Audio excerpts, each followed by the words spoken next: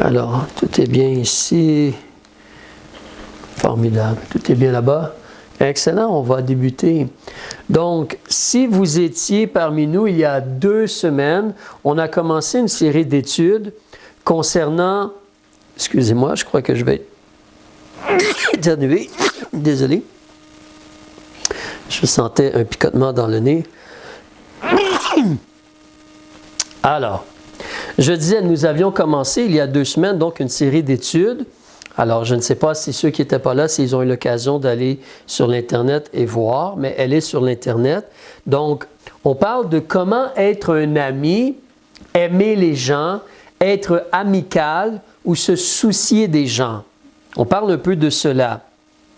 On a vu dans la première étude, maintenant c'est l'étude numéro 2, mais on a vu dans la première étude comment Dieu, le Seigneur Jésus, c'est un ami des pécheurs. Donc, on doit bien comprendre, croire et réaliser cela que le Seigneur Dieu, Dieu lui-même le Père, nous aime et veut être un ami pour nous, comme notre meilleur ami, souvent on mentionne. Alors, on doit vraiment être convaincu de cela, réaliser cela, le recevoir pleinement et vraiment s'abreuver de cet amour-là, recevoir pleinement l'amour du Seigneur. Nous devons vouloir aussi nous investir nous-mêmes dans une amitié envers Dieu. On a vu l'exemple de Moïse qui passait du temps seul avec Dieu et son visage resplendissait quand il est descendu de la montagne. Donc, l'amour de notre Dieu en nous, notre relation avec lui va nous changer. On a vu comment Romains chapitre 5, verset 5 nous mentionne que justement, l'amour de Dieu est répandu dans nos cœurs par le Saint-Esprit. Alors, lorsque tu as reçu Jésus comme ton sauveur, le Saint-Esprit est venu habiter en toi et l'amour de Dieu est donc répandu dans ton cœur. Il faut le laisser t'affecter et te changer et t'apprendre à aimer toi-même et tout cela, t'apprendre à aimer les gens et tout cela, et ainsi de suite. On a vu aussi comment on veut être ami de Dieu et pas ami du système de ce monde. Le système de ce monde, la convoitise de la chair, la convoitise des yeux et l'orgueil de la vie. Parce qu'en Jacques, on nous dit au chapitre 4, être ami du monde, c'est en réalité être ennemi de Dieu. Alors on ne veut pas cela. Et le dernier point qu'on avait regardé, psaume 142 ici, nous avions vu ensemble comment on doit apprendre à se soucier des gens. Alors,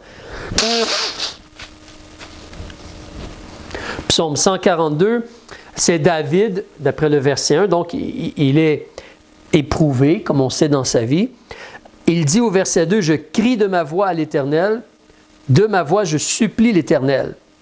Je répands devant lui ma plainte, j'expose ma détresse en sa présence. Quand mon esprit est abattu en moi, toi tu connais mon sentier. Ils m'ont caché un piège dans le chemin où je marchais. Regarde à ma droite et vois, personne ne me reconnaît. Tout refuge me manque. » Et là, la phrase, « Personne n'a souci de mon âme. » Mais le Seigneur a eu souci de notre âme. Et on doit apprendre à se soucier des gens, des âmes des gens. Donc, on bâtit sur cela. Alors, premièrement, aujourd'hui, ce soir, on veut voir, je dois choisir que je veux me soucier des autres. Je dois choisir cela. Je dois développer cela. Je dois ajouter cela à ma vie. Cela est enseigné dans la parole de Dieu. C'est enseigné qu'on doit avoir de l'amour, de la compassion, comme notre Dieu est plein de miséricorde et de compassion.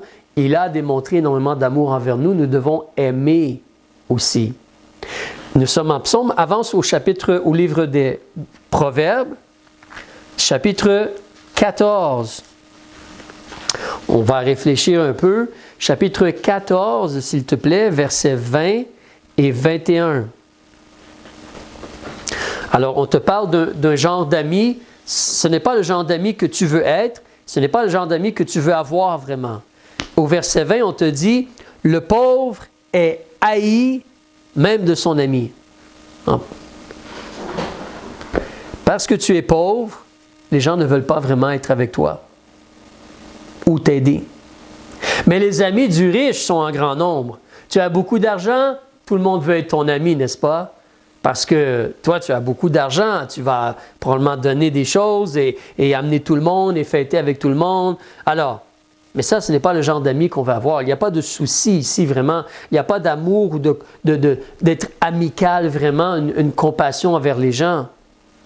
Si tu regardes au verset 21, là, tu peux voir un autre aspect, plutôt celui duquel on veut faire attention. Celui qui méprise son prochain s'égare, mais celui qui a pitié des affligés est heureux. Alors, mépriser, c'est comme regarder quelqu'un comme s'il n'a pas vraiment une grande valeur. On méprise quelqu'un. Ah, lui, c'est juste lui. Non, va-t'en, va-t'en. Ou non, je vais être ailleurs à la place. Donc, mépriser son prochain. Si tu fais cela, tu t'égares. Parce que Dieu ne méprise pas son prochain ou les gens. Dieu aime les gens et agit pour les gens. Donc, celui qui méprise son prochain s'égare. Mais celui qui a pitié des affligés, il est heureux.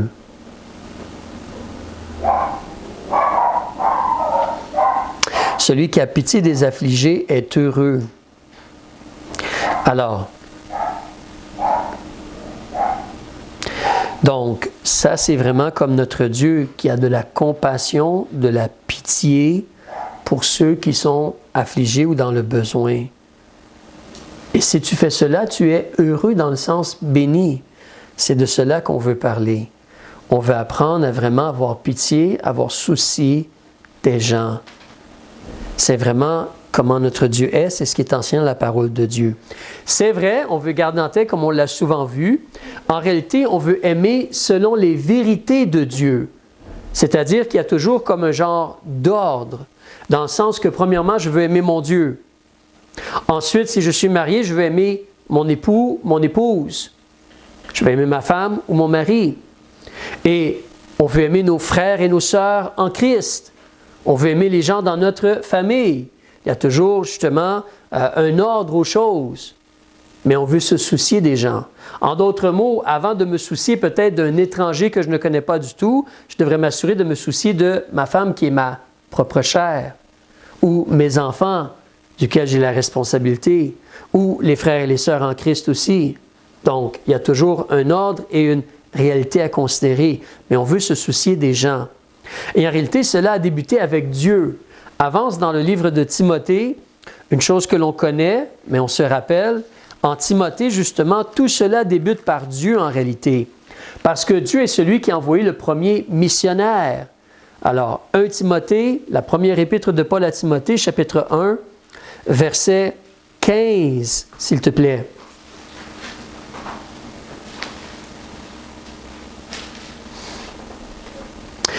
Alors, verset 15, cette parole, elle est certaine et digne de toute confiance. C'est que Jésus-Christ est venu au monde pour sauver les pécheurs dont je suis le premier. Dont je suis le premier. Alors, c'est une parole qui est certaine et digne de toute confiance. Jésus est venu pour sauver les gens qui sont des pécheurs, pas pour sauver ses amis là nécessairement. Mais de Jésus, de Dieu, cela vient. On recule aussi, vous connaissez Jean 3,16. Je veux voir surtout aussi le verset 17 pour un rappel, là. Mais Jean chapitre 3, verset 16, que Dieu a tant aimé le monde qu'il a donné son Fils unique. Hein? Alors, ce n'est pas parce qu'on le méritait, mais c'est dans l'amour de Dieu, c'est la personne de Dieu. Et tu veux voir justement surtout le verset 17. Dieu n'a point envoyé son Fils dans le monde pour condamner le monde. Le désir de Dieu n'est pas de condamner le monde. Le désir de Dieu, c'est que le monde, les gens, les individus, ici le monde, ce n'est pas le système de ce monde, ce sont les individus. Mais afin que les individus, le monde, les gens soient sauvés par lui. Donc, on veut choisir de se soucier des autres Et on veut se rappeler que cela débute avec Dieu, c'est la personne de Dieu, c'est comment Dieu est et c'est comment nous voulons être. On se rappelle même qu'on en a parlé quand même assez récemment, là, si on regarde les premiers êtres humains. Si tu regardes justement Caïn, Caïn a été désobéissant envers Dieu, n'a pas agi selon la foi, il a voulu offrir des sacrifices, des fruits de la terre, comme offrande à Dieu, comme oblation à Dieu. Et ce n'est pas ce que Dieu avait demandé. Dieu avait déjà révélé les choses. Abel était un prophète. C'est le sacrifice sanglant. Alors, mais Caïn, Dieu est allé vers Caïn pour essayer de le ramener vers lui. Par amour, parce qu'il se souciait de Caïn. Il lui a parlé, le péché est couché à ta porte. Parlant de ton frère aussi, toi tu dois dominer sur lui. Alors, si tu as bien fait, donc Dieu lui a parlé. Donc, nous connaissons Dieu, nous reconnaissons Dieu, on a son amour en nous par le Saint-Esprit, donc on veut choisir de se soucier des autres. Cela débute avec Dieu, mais c'est comment nous voulons être. L'amour de Dieu nous change. Évidemment, en tant qu'être humain, des fois, nous sommes égoïstes, ou nous sommes portés vers nous-mêmes, comme les Américains disent ou les Anglais disent en « me, myself and I ».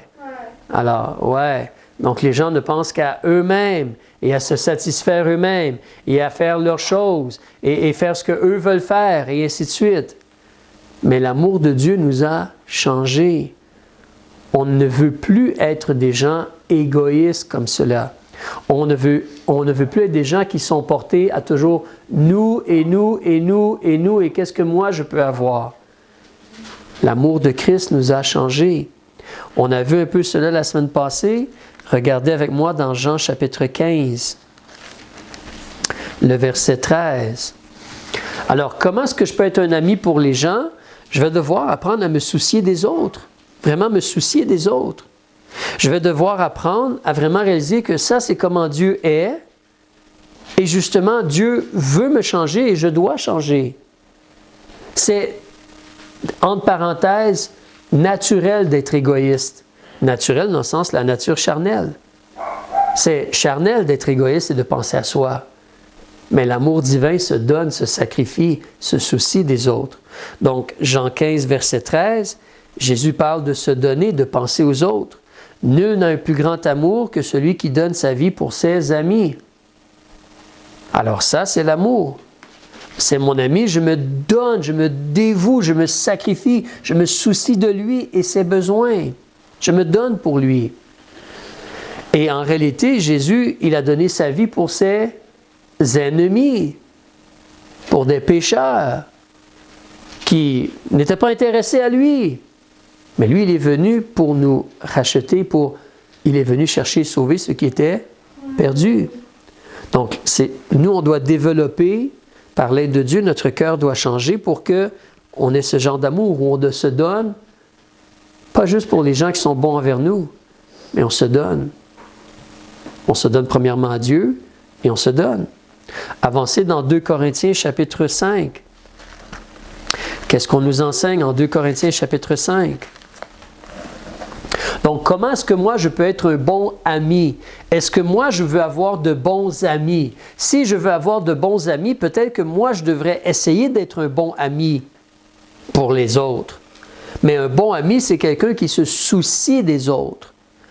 Parce que Dieu l'a influencé, parce que Dieu l'a touché, parce qu'il a compris l'amour de Dieu.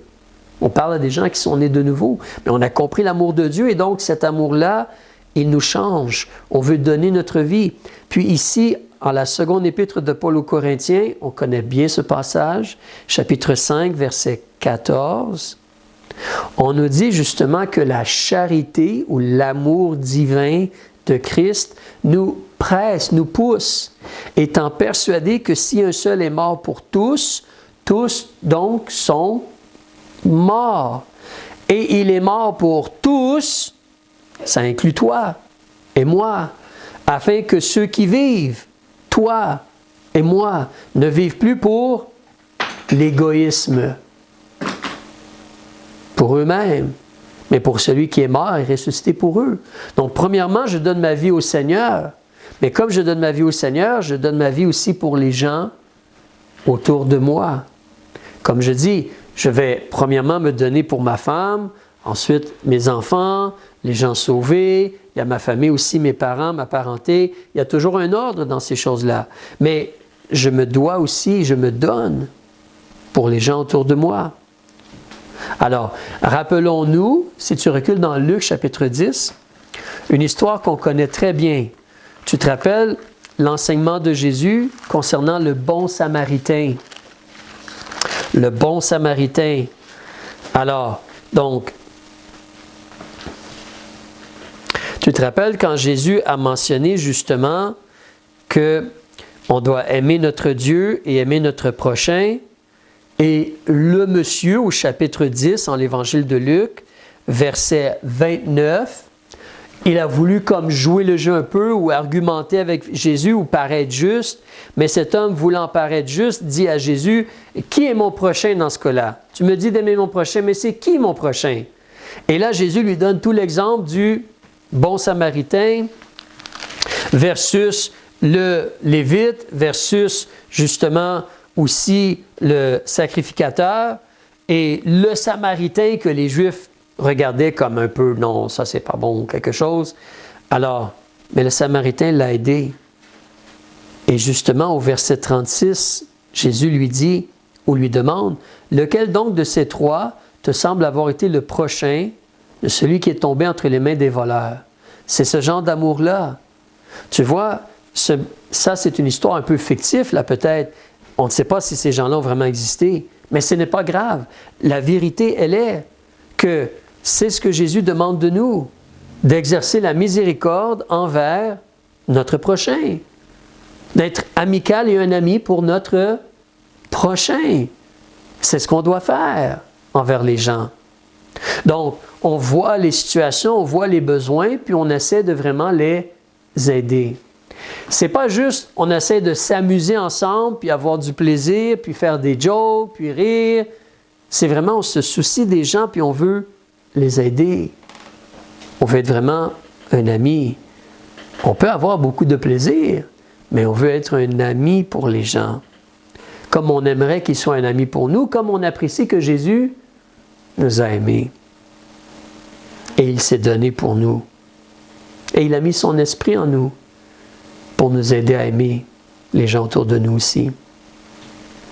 Vraiment être un prochain pour les autres. Et dans cela, tu veux considérer, si tu avances dans 1 Corinthiens chapitre 9, tu as la réalité qu'effectivement, l'une des choses les plus importantes quand on parle d'une âme, c'est comme Paul va mentionner, tu as lu ceci, mais lisons-le dans l'optique qu'on veut aider ou bénir ou démontrer de la miséricorde envers les gens autour de nous. 1 Corinthiens chapitre 9, si tu regardes justement au verset 19, qu'est-ce que Paul mentionne? Il dit au verset 19, « Car quoique je sois libre à l'égard de tous, je me suis assujetti, donc comme soumis, à tous. » Pourquoi? Pour en gagner un plus grand nombre. J'ai été comme juif avec les Juifs afin de gagner les Juifs, comme sous la loi avec ceux qui sont sous la loi afin de gagner ceux qui sont sous la loi, comme sans loi avec ceux qui sont sans loi, quoique je ne sois point sans loi à l'égard de Dieu, puisque je suis sous la loi de Christ. Ça, c'est afin de gagner ceux qui sont sans loi. J'ai été comme faible avec les faibles afin de gagner les faibles. Je me suis fait tout à tous. Pourquoi? Parce qu'il voulait en sauver, de toute manière, quelques-uns. Ça nous démontre que tout le monde peut être sauvé en passant. Tout le monde a la possibilité d'être sauvé. Tout individu, tout être humain peut être sauvé. Paul agissait comme si c'était la réalité. Et Paul faisait tout donc pour essayer d'avoir, c'est comme on a vu ce dimanche, qu'est-ce que Paul a fait? Il est arrivé à Athènes. Son cœur était comme, ah, ça pue au nez ça. Voyons donc, ils adorent des idoles. Non, non, non, non, non. Alors il a essayé de parler avec eux. Il a essayé de parler premièrement avec les Juifs. Il semblerait que les Juifs n'étaient pas trop... Il a parlé avec des gens qui étaient peut-être religieux, il a parlé avec les gens sur la place publique, les gens académiques. Et finalement, on lui donne une tribune, on lui permet de parler. Et qu'est-ce qu'il fait? Il veut faire un lien avec les gens. Il veut que les gens comprennent, « Hey, je suis comme vous, nous sommes pareils l'un et l'autre. » Vous avez justement des idoles ou plusieurs choses comme cela. Puis vous avez un endroit, c'est justement pour le Dieu inconnu. Un autel, je crois qu'il dit, pour le Dieu inconnu. Mais c'est ce Dieu-là dont je veux vous parler. Alors Paul agissait pour essayer de toucher le cœur des gens et démontrer qu'il se souciait des gens et essayer de rejoindre le cœur des gens, l'esprit des gens pour vouloir connaître le Christ. Il voulait que des gens soient sauvés. Et donc, il ne jouait pas le jeu. C'était pas fake, c'était pas comme, excusez l'expression, mais c'était pas comme un vendeur qui voulait juste faire une vente et après que sa vente est faite, il ne te connaît plus. Ce n'était pas cela. C'était vraiment quelqu'un qui se souciait de toi, mais qui voulait que tu sois sauvé parce que ça, c'est la chose la plus importante, que ton âme soit née de nouveau. Donc Paul agissait pour que vraiment les gens puissent être nés de nouveau. Donc, il démontrait son amour, son affection. Mais ce n'est pas seulement que les gens soient sauvés. Fais un saut maintenant dans le livre de Jacques. Le livre de Jacques, s'il te plaît. Oui, on veut que les gens soient sauvés. Et ça, c'est comme la chose la plus importante. Mais ici, en Jacques, on voit un autre aspect. Le chapitre 5, s'il te plaît. À la toute fin, les 2 derniers versets, 19 et 20, s'il vous plaît. Versets 19 et 20. Ici, Jacques nous mentionne que frère, donc il semble qu'il parle à des gens qui sont comme sauvés. Mais frère, si quelqu'un d'entre vous s'écarte de la vérité et qu'un autre l'y ramène, qu'il sache que celui qui a ramené un pécheur du sentier de l'égarement sauvera une âme de la mort et couvrira une multitude de péchés. Alors, ce verset-là peut nous faire réfléchir. Est-ce qu'on parle de gens qui ne sont pas sauvés? Est-ce qu'on parle de gens qui sont sauvés, qui peuvent s'en aller ou s'éloigner de la vérité, être dans un mauvais chemin et on veut qu'ils reviennent dans le bon chemin? Alors, ça nous fait réfléchir, mais c'est la réalité que justement, c'est le même genre d'amour. Je me soucie des gens autour de moi et donc je prie, j'agis, je démontre mon amour, mon affection, je parle, j'essaie de les gagner à Christ. Mais même envers les frères et les sœurs, je démontre mon amour, mon affection, je parle avec eux, je prie pour eux, j'essaie de les rejoindre, de les encourager, de les exhorter dans les vérités de Dieu. Parce que c'est ça, être un ami ou un frère. C'est ça, vraiment se soucier des gens. Alors, je ne sais pas si vous avez déjà vu cela, mais moi j'ai déjà vu cela. Il y avait un genre de dépliant ou de traité, qu'on dit au Québec, un dépliant qui parlait de l'Évangile. Et dans le dépliant, donc, on parlait du fait, vous savez, des fois on est comme mal à l'aise de témoigner aux gens ou peut-être gêné ou peut-être on ne sait pas quoi dire. Et donc, dans la bande dessinée, il y avait un monsieur, puis il voyait une voiture approcher. Et c'était comme, bon, je devrais peut-être l'arrêter puis lui dire quelque chose, l'avertir du danger. Mais non, parce que ce n'est pas mes affaires à moi, puis il va me dire de me taire, puis il va peut-être se moquer de moi, donc je vais le laisser faire ce qu'il veut faire. Mais au bout de la route, il y avait un pont brisé. Donc la voiture, boum, dans le précipice. Parce qu'il ne voulait pas rien dire pour ne pas déranger cet individu-là et ne pas le forcer à faire quelque chose ou quoi que ce soit, où il était mal à l'aise ou gêné. Donc des fois, nous, on est un peu peut-être dans des situations similaires. Est-ce que je devrais lui parler? Est-ce que je ne devrais pas lui parler? Mais en réalité, on se soucie des gens, on réalise le danger, on prie et on essaie de parler aux gens. On essaie. Parce qu'on se soucie des gens, parce qu'on les aime.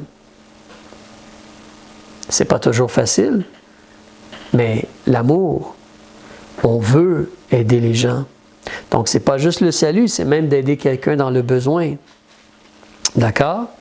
Alors, on va aller dans le livre des Proverbes, on va terminer bientôt, mais on va aller dans le livre des Proverbes, chapitre 17. Proverbes, chapitre 17.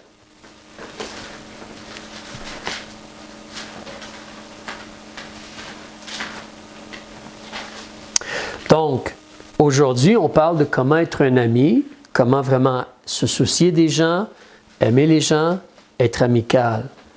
Donc, on veut apprendre à se soucier des gens. Cela débute avec Dieu. On connaît Dieu. Et parce qu'on connaît Dieu, son amour nous change.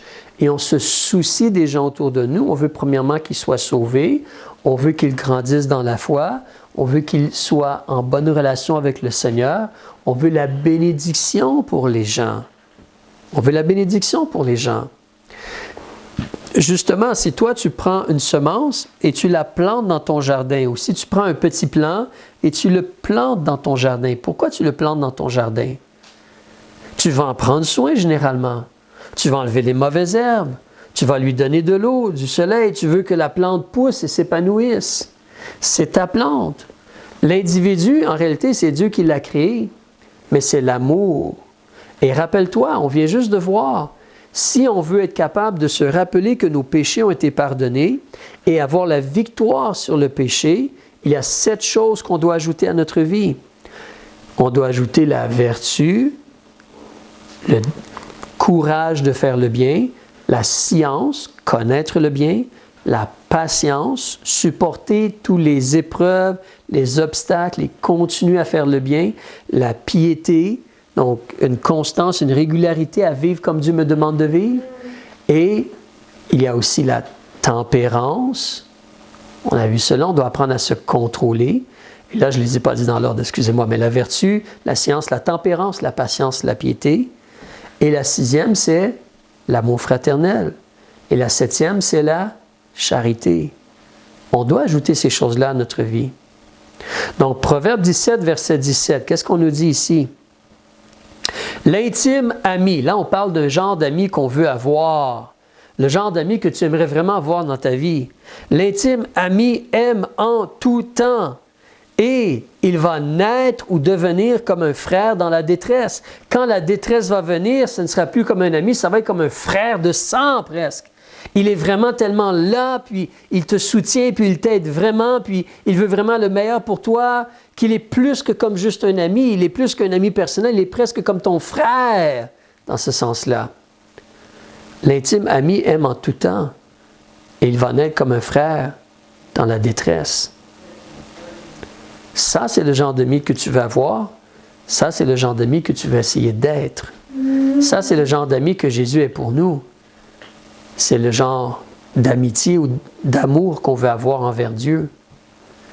Et si tu regardes au chapitre 18, s'il te plaît, toujours dans le livre des Proverbes, un peu similaire, après cela, on va réfléchir sur certaines choses, mais un peu similaire, verset 24 du chapitre 18.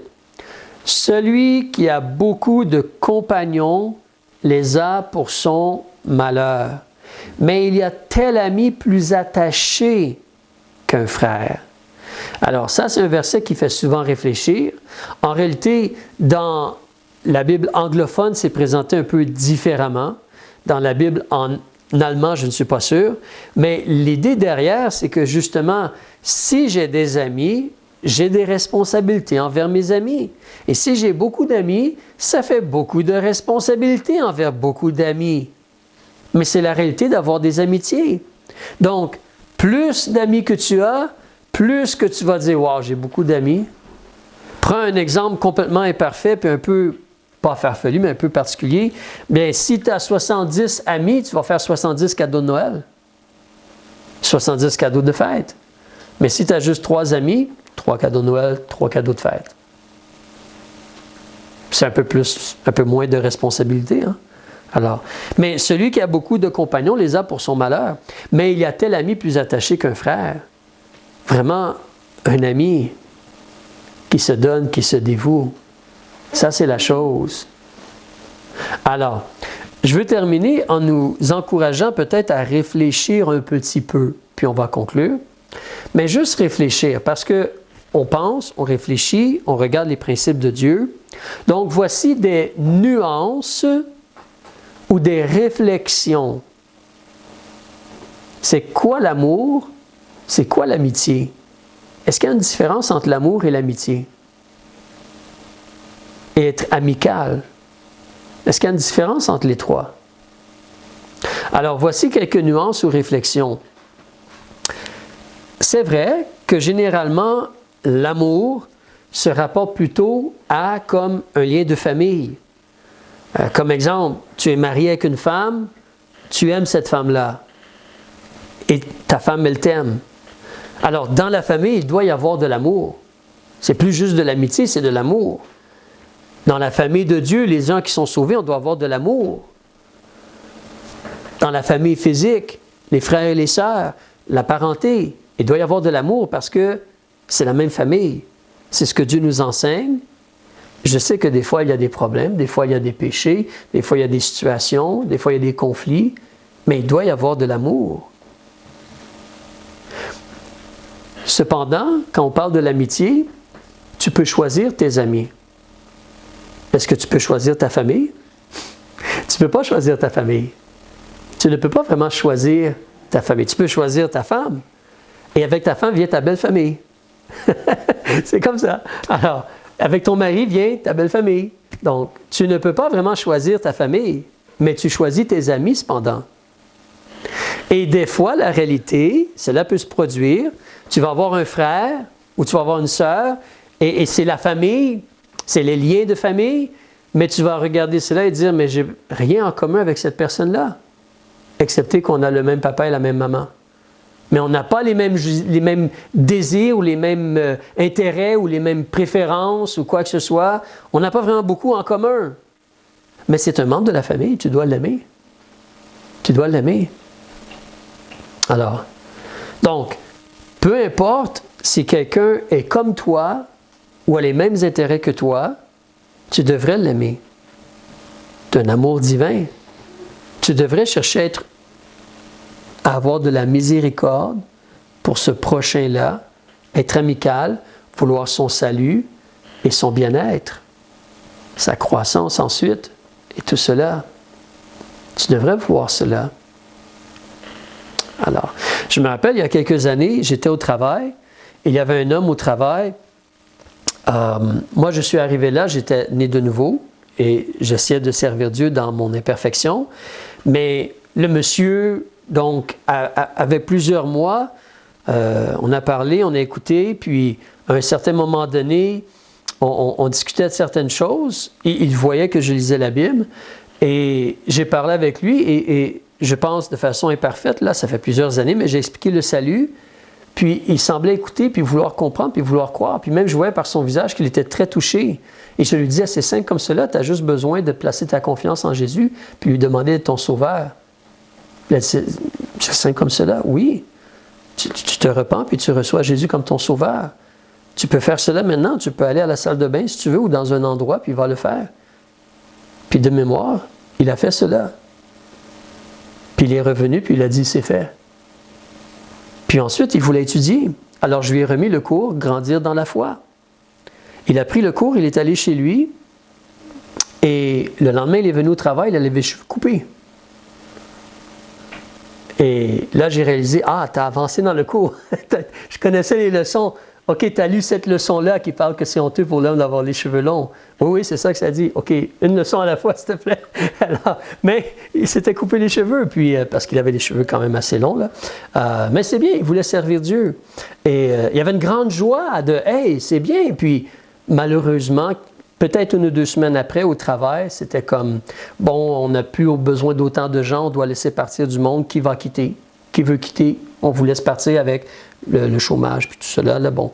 Et lui, il a dit « Bon, moi, je vais partir. » Alors, je lui ai donné mon numéro, j'espère rester en contact. Je ne l'ai jamais revu depuis ce temps-là. Mais c'était la joie, c'était spécial de voir qu'il se convertissait, qu'il voulait grandir dans la foi et tout cela. Alors, ça a débuté simplement par le fait d'être amical envers lui, puis même travailler avec lui. Et au début, il n'était peut-être pas beaucoup intéressé, mais avec le temps, le Seigneur agit dans son cœur. Des réflexions aussi, as-tu remarqué dans ta vie que quand quelqu'un va se sacrifier envers toi, ou va vraiment se dévouer envers toi, cela souvent touche ton cœur.